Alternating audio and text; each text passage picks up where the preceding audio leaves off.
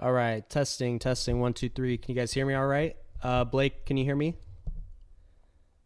Yeah, I can hear you. Perfect, perfect. Thank you for letting me know. Let's go ahead. We'll get started here. I have it up on. We're live streaming on YouTube as well. So if you'd prefer to watch over there, that's totally fine. You can see the or get the link for that in my in the announcements channel. All right, so let's jump right into it. Here is my screen. We'll go over to the Fantasy Labs optimizer here. I think we have a really interesting slate. It feels like I don't want to, speak out of turn, but it feels like we're finally maybe going to get a good primetime game. At least on paper, it looks really good. So I'm hoping we do. It's got a 50.5 point total, only a 1.5 point spread in Dallas's favor. It's in LA, so Dallas is on the road there. But yeah, really interesting slate. I think we'd be doing ourselves a disservice to not start at the top because with these two teams, it's very, very top heavy. We'll start with the Chargers. Obviously, Eckler is returning. I don't think that he's going to have very many restrictions. They're coming out of the bye here and playing on the Monday night game. He's had a lot of time to rest. The practice reports look good.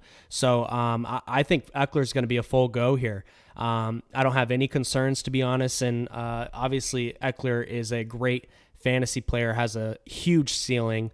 Only played in one game so far this ceiling, and it was a near 30-point game. So that goes to show you how he can run it. So yeah, I really like Eckler. Obviously, I think everyone's gonna like Eckler. What's not to like?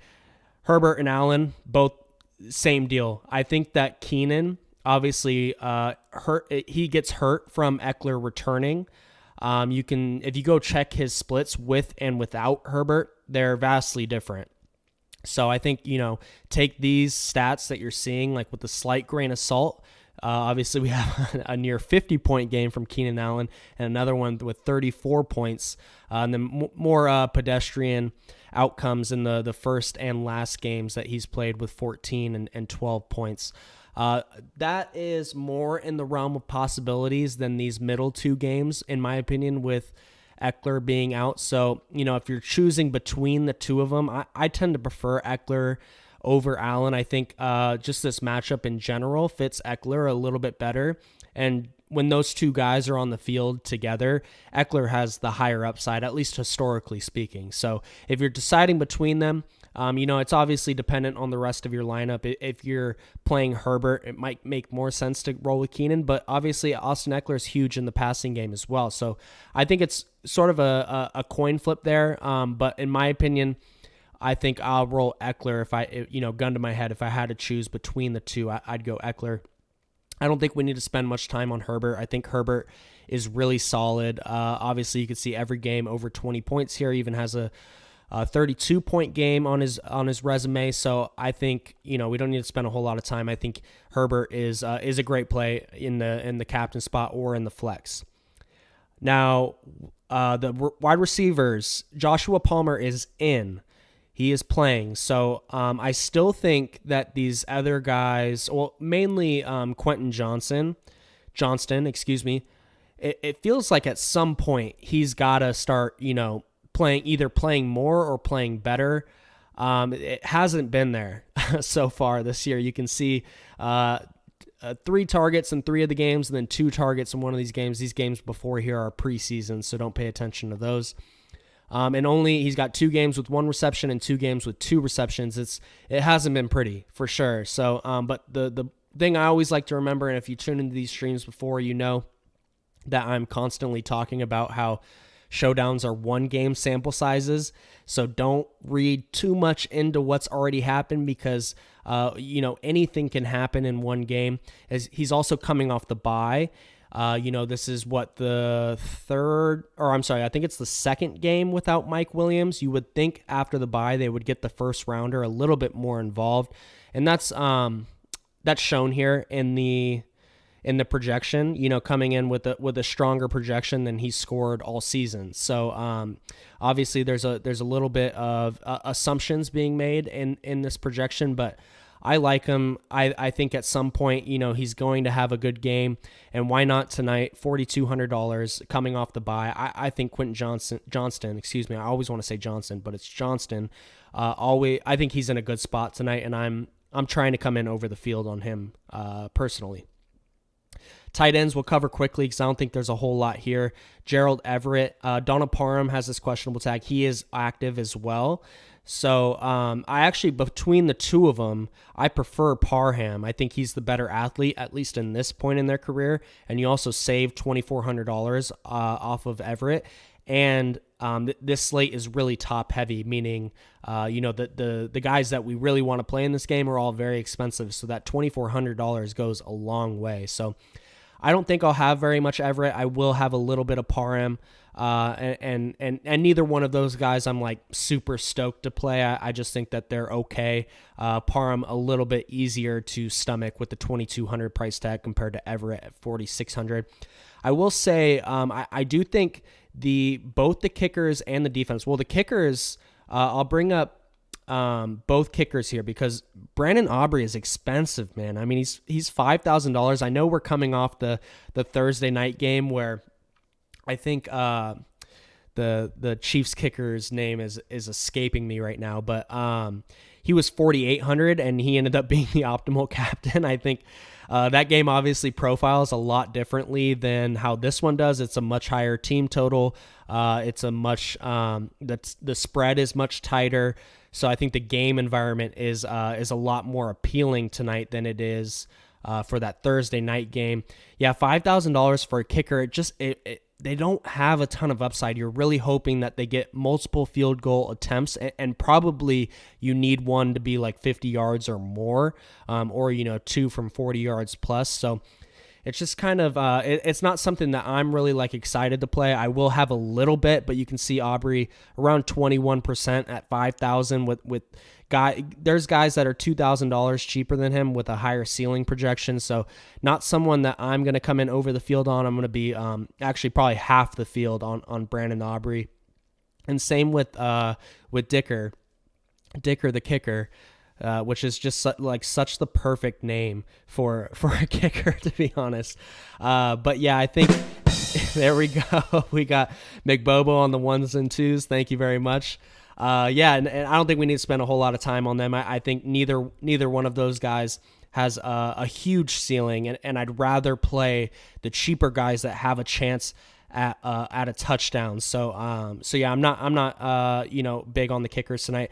I'd actually almost prefer to play the defenses, and let me tell you why. A lot of times people want to play defenses when the total is really low, like the over under is really low. I'm kind of the opposite, because if there's a lot of dropbacks, if the game gets sped up, that means more sack opportunities, more interception opportunities. And in that same vein, more touchdown opportunities. Now, it only goes up, very, very, very slightly, but these are the type of games and these are the type of prices where I'm actually okay playing the defense. And I know you guys are probably like, well, Tristan usually hates the defenses. That's true, and they're usually priced up more than this. I'm going to be around the field. It's not something that I'm going crazy on. I'm probably going to have around 15% of each. But if you're deciding between them, and like I already said, like the savings goes a long way on this slate, I'd much rather play Dallas defense than Brandon Aubrey and save that $1,200. I don't think it's that crazy. And you can see here the ceiling projection. We have Dallas for a higher ceiling projection than we do Aubrey, and you get to save $1,200 and get more unique. They're 5% less owned than Aubrey, so there's a lot more benefits, I think, in my opinion, to playing the defenses tonight over the kickers. I don't think we have a resident kicker expert BD in chat, but I'm sure you guys can tag him and he'll let you know that that's a fish take on my part. But yeah, I'll just run through. I think that's pretty much it on the Chargers. I think I got through everyone. That is, I saw some Darius Davis chat. I think that's kind of mitigated with with Josh Palmer in. I don't think it's crazy to play him. I just think, I think his most likely outcome is probably 0. You obviously can't project him for 0 because we're projecting him for snaps and projecting him for a couple targets. I'm sorry, I think we have him projected for like 1.5 targets. So you obviously can't, project him for 0, but one of his most likely outcomes is 0. So just be aware of that if you're playing. I think everyone else that we talked about here, has a safer floor, but obviously that's reflected in his price tag too. So if you have a good feeling on him, go for it. And obviously, I already mentioned several times, the savings goes a long way on the slate. So, I think that's good on the Chargers. We'll move over to the Cowboys here, and I'll run through this quickly, and then I'd love to get Blake, Doc. I see DGen. I don't know if you have live stream access, Josh, but I'd love to give it to you if you're interested. Obviously, no pressure. Fantasy Sports King, you're welcome as well. Let me know. You guys are welcome to tag me in the NFL Fantasy channel. I got it open on my phone so I could see it right here. I just saw the lineup you posted, Josh. I'll get to that for sure. And McBobo on the 1s and 2s, obviously. So perfect. Yeah, I'll just run through Dallas really quick, and then I'd love to get those guys involved. We'll start at the top here. Obviously, I think my favorite captain on the whole slate is Tony Pollard. Pollard has been kind of disappointing the last few weeks. I guess just the last 2 weeks. But before that, he had an 18-point game, a 20-point game, and then a 22-point game. It's just those last two, and against tough defenses as well. For the 49ers, obviously they couldn't get anything going in that game. And then the Pats have a stingy defense as well. And that game got really weird too. Cowboys got up. I think they pulled starters for like the majority of the fourth quarter, excuse me. So those last 2 games I'm taking, I'm kind of willing to just throw it out because obviously this game profiles much differently than those last 2. And the Chargers defense is kind of infamous for allowing teams to run on them. At least that's how it's been the last couple years, or at least since Brandon Staley has become the quarterback. They're fully willing to let teams run on them, not stack the box so that they can, prohibit teams from going deep on them, if that makes sense. So I really like Tony Pollard. I think that these first 3 games are a much more likely outcome than these last 2. And you can see in those first 3 games, just the touch totals are insane. I mean, in that Jets game, he had 25 rushes and 8 targets. That's insane. If you get anything close to that, even in, the third game, 23 rushes, 3 targets. And this is the kind of game where he can put up those numbers, in my opinion, in a fast-paced game where, it should be competitive. It wouldn't surprise me if either one of these teams pulled out to a lead. But Tony Pollard is not a guy that's going to get pulled off the field no matter the game script. Obviously he's not like a bell cow. You could see the snaps here. He's not going to play. He's not going to play 80% of snaps. Probably closer to that 60% snap range is what I think is most likely outcome. But what I was meaning is even if the Chargers jump out to a lead, he's going to get used in the passing game as well. You can see at least 3 targets in every game, and that includes those last 2 games where the game script didn't really work out in his favor either way. So yeah, I think Pollard is my favorite of the bunch, at least for captains. Dak is one of those guys. I don't think I'd play Dak at captain. Dak is someone who, if he does well, it's likely through 1 or 2 receivers, and with his pricing at $10K being the most expensive Cowboy, it's hard for him to get there. And I guess I should say it's hard for him to pay off this price tag and for one of his receivers to not, be a better price per dollar play. So I think I'm pretty sure, I don't have any Dak captain in my lineups right now. But I think he's solid. I think he's more of a floor play than a ceiling play, if that makes sense.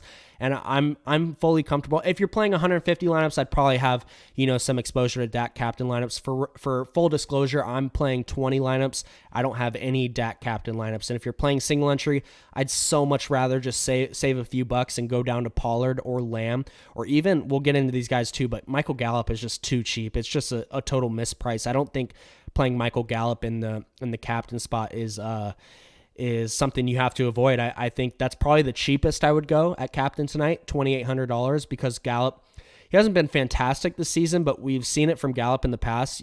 He can have good games. I mean, he's got a 15-point game on his resume, 92 yards and 6 receptions.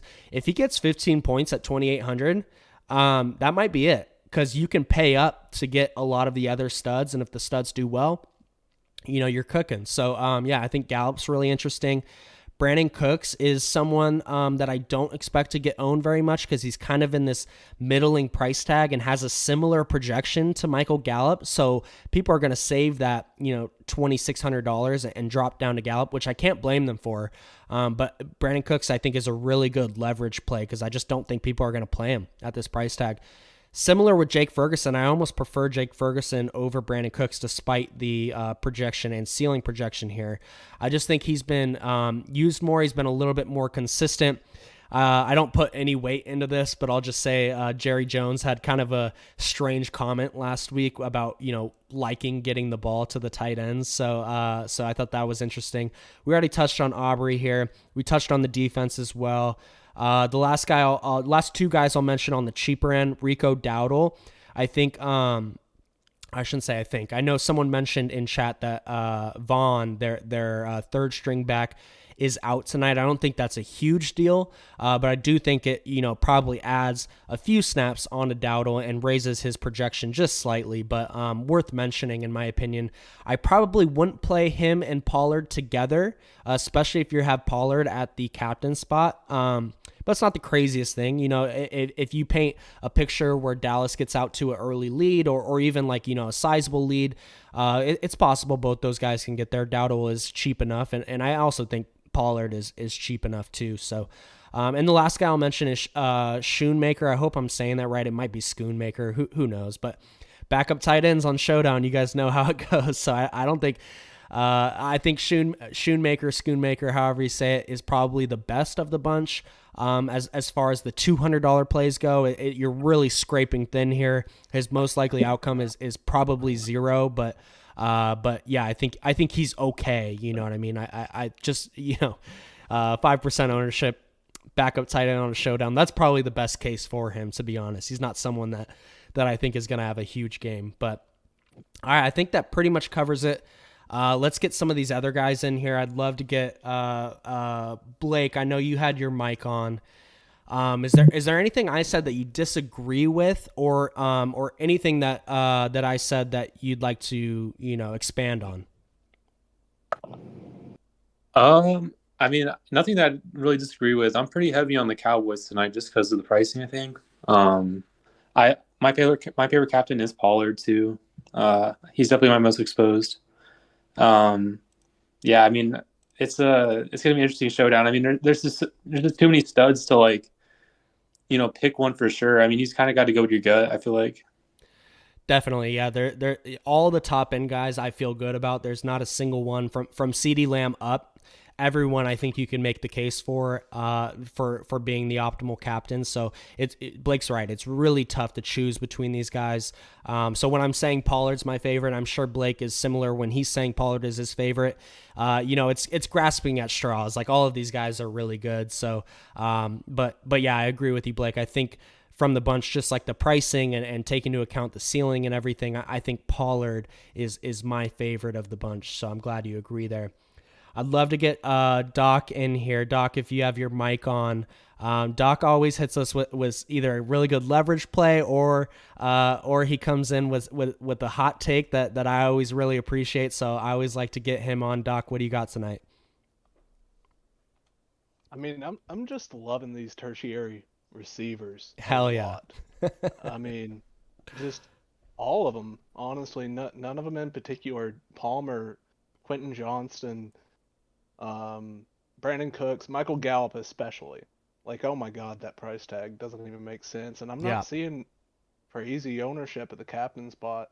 I'd rather play him at the captain than flex, probably. I think he gets steamed quite a bit in the flex. I'm showing 21%, but I don't believe that, honestly.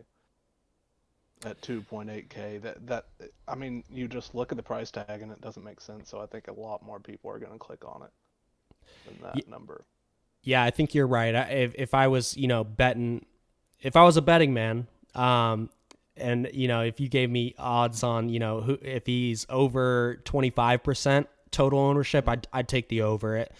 Doc's right. He's just way too cheap. I think he's way too easy of a click, and people are going to go there, and for good reason. I mean, it's just a misprice.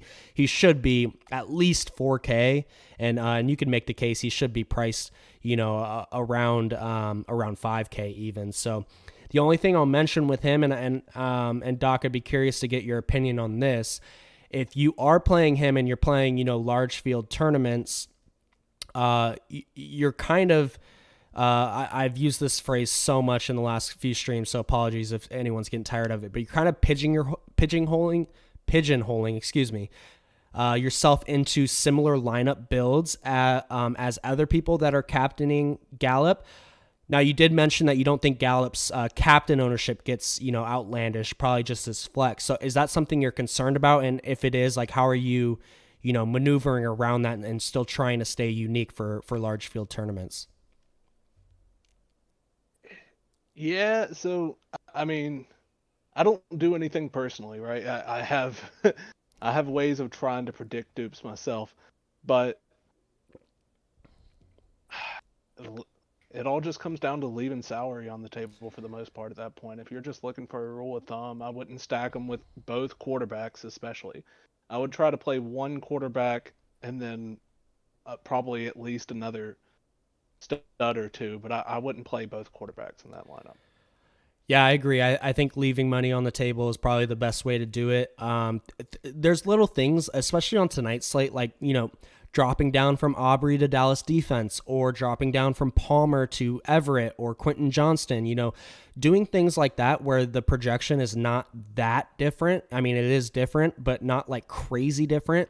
And there is a world where, Palmer is, he comes out and maybe re-injures his groin or whatnot. And then Quentin Johnston is now the guy that's should have been priced at 7K, or, Brandon Aubrey only gets one field goal attempt and they kick, a couple extra points. He ends up with 4 or 5 points and that's it, So little things like that where you can drop down, make yourself unique, and not give up that much projection, I think is kind of the way to go, especially if you're concerned about your lineup getting duped or having potential of getting duped. And when we say duped, we're talking duplicated, which is important. Like, you're trying to remain unique, especially for large field stuff. And that's I should mention too that's kind of the basis for our whole conversation. That's what I play is large field tournaments, especially on these showdowns. So, getting unique is very important. But if you're playing single entry stuff or cash, like, obviously a lot of this conversation doesn't really apply to those. So just take take everything we're saying and apply it to your own contest there. So let's get go ahead, Doc. One more thing. I played against Rico in high school. I've said this in chat before. So that earns him an automatic boost. I mean, the man was an absolute fucking beast. And, like, just completely ran through my teeth on multiple occasions. He played quarterback, and I think he put up 6 touchdowns against us. Oh, my God, So yeah. every Yeah, it's single one crazy of to them, I think think. that these guys that are now like second, third string guys, like they in college and in high school, they were the Yeah, man. Like, they were better than anyone in the state and in the city and the yeah, county, whatever you want to say. Like, it's kind of crazy that all of these guys were just automatic at dogs. one point. So that's Yeah. awesome, Doc. I didn't know that, so that's a fun fact there. I appreciate you sharing. And Yeah. I do have some Dowdle too. I think Dowdle at his price tag is totally fine. I boosted him up, Mhm. or his projection got boosted up, excuse me, a little bit with Keyshawn Vaughn getting ruled out. So Mhm. Mhm. so yeah, I think Dowdle is a totally fine. And actually, from the guys below Gallup, he's my favorite of the bunch, and you can see that's reflected in the I think so too.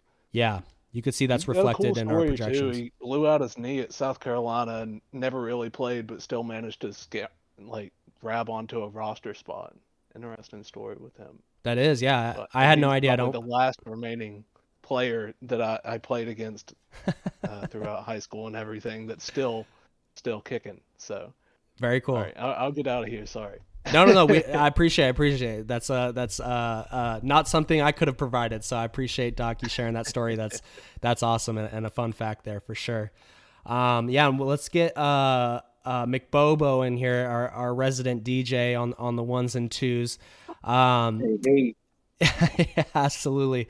We'll get to trivia after McBobo gives us a couple hot takes or cold takes, whatever you're into tonight, McBobo. Do you have anything that anything we didn't talk about that you'd love to talk about, or if we covered everything, please feel free to give us your favorite play or two tonight.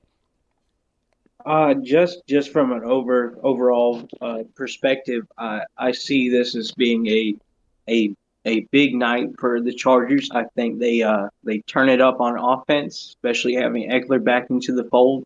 I really like the situation here for Chargers in this, and I think the Cowboys will expose themselves for the frauds that they are at this time of year, like they are every year.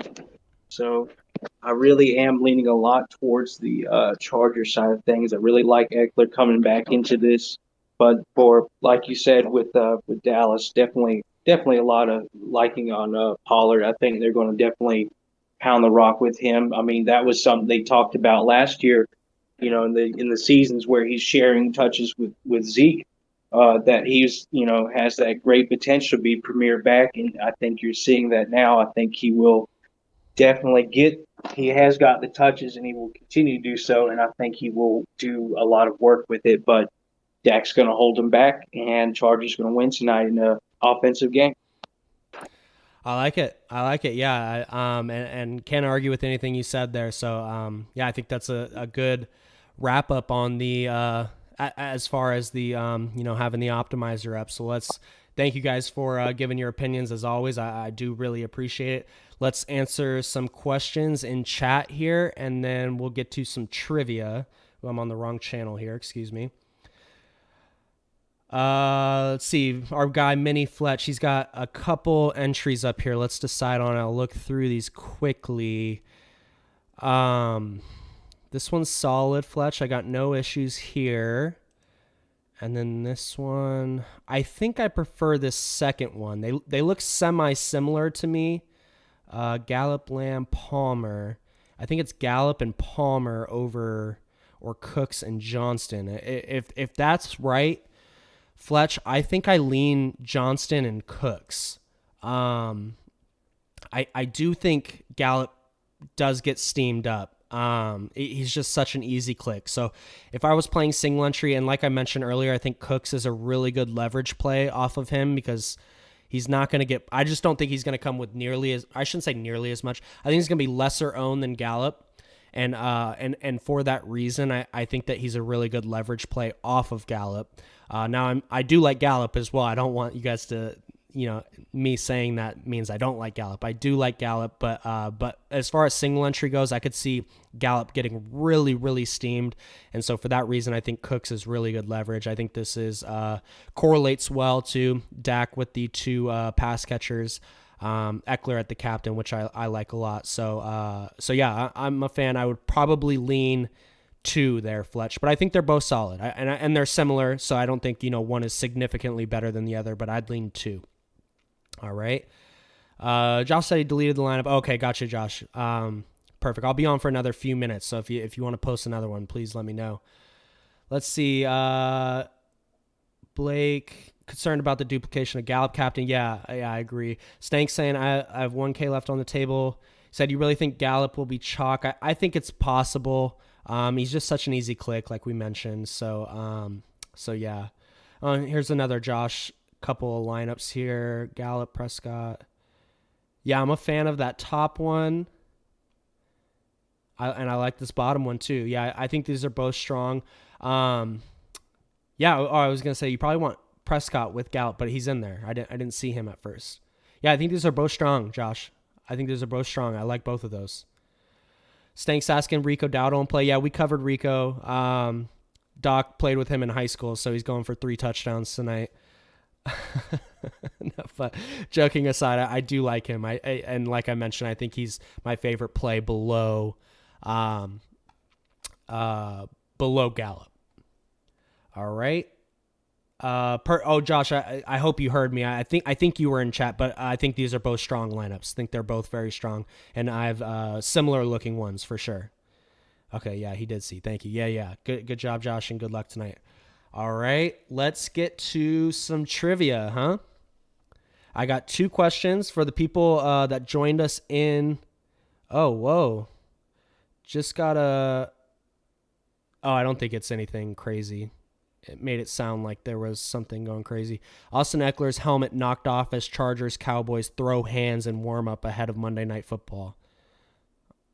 Oh yeah, it was a little skirmish. It looks like a good little skirmish. If you guys, I'm sure you could find that on Twitter. Yeah, that's a good little skirmish to start the game. But yeah, all right. Austin Eckler confirmed 3 touchdowns tonight after he's pissed off, huh? All right, let's get to it. For the guys on Mike, Blake, Doc, and McBobo, you guys know the deal. You have to answer in the NFL fantasy chat so everyone is on the same playing field. All right, 2 questions upcoming. I got $5 for each winner. I'll send it to you as soon as I can. All right, here we go. First question. Ethan said, I only come here for the trivia because Lord knows it's the only way I make money. Ethan is one of our guys that is really good at trivia, or at least is really good at looking up. But I like to think that Ethan knows his stuff too. So yeah, Ethan is a strong sports trivia player. All right, here we go. First question. What was the Cowboys' record during Troy Aikman's rookie season? What was the Cowboys' record during Troy Aikman's rookie season? See, some good guesses. Audi coming in. Fire emojis for Audi. Yes, 1-15. Troy Aikman, 1989. 1-15. Yeah, I thought that was really interesting when I looked it up. I was gonna say he's on the broadcast tonight, but they don't do Monday Night Football. It's ESPN. Do they? I'm kind of tripping now. Well, regardless, even if Troy is there. Okay, thanks, Josh. Yeah, so perfect. I honestly didn't even realize that when I wrote down the question, but makes it even better that Aikman's on the broadcast tonight. Yeah, 1-15, 1989. All right, good job, Audi. I have your info, so I will send that to you right away. All right, second question. The Los Angeles Chargers were formed in 1960. How many years did they play in LA before moving to San Diego? The Los Angeles Chargers were formed in 1960. How many years did they play in LA before moving to San Diego? The man CP right here. 1 year. 1 year. 1960 to 1961, and then in 1961 they moved to San Diego and then moved back to LA in 2017. So yeah, fire emojis in the man or for our man CP.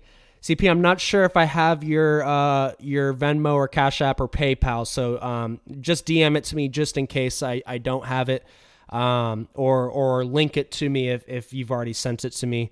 Perfect. But yeah, I thought that was interesting too. I didn't realize that they had only played. Everyone's like, oh yeah, that's where they're from, but they only played there for 1 year. I thought that was funny. All right, guys, I think that's gonna do it. I got to get out and go get my lineups in. Audi and CP. Audi, I have your stuff. CP, send it to me just in case. I see you just send a DM to me, so we're good, and I'll get that money to you guys right away. Thanks again, Blake and who jumped on? Doc and McBobo. Audi, I know we didn't get you on. I'm sorry. I saw the mute button by your mic. I should have asked if you were on, but hopefully, I know Audi's Dolphins are playing next Sunday night, so we're gonna try to get a live stream going for that. So there should be a Kahoot trivia. What's Kahoot? Okay, Audi says we're good. Our fantasy, I gotta jump out here because I think we got about 10 minutes left. But tag me and let me know what a Kahoot trivia is. I have no idea what that is. All right, guys. Thanks again for jumping on with me. To those who did, and then to everyone else that tuned in, thank you guys very much. I hope you found it informational, and good luck tonight. Thank you, McBobo, on the ones and twos again. All right, guys. Good luck. See you later.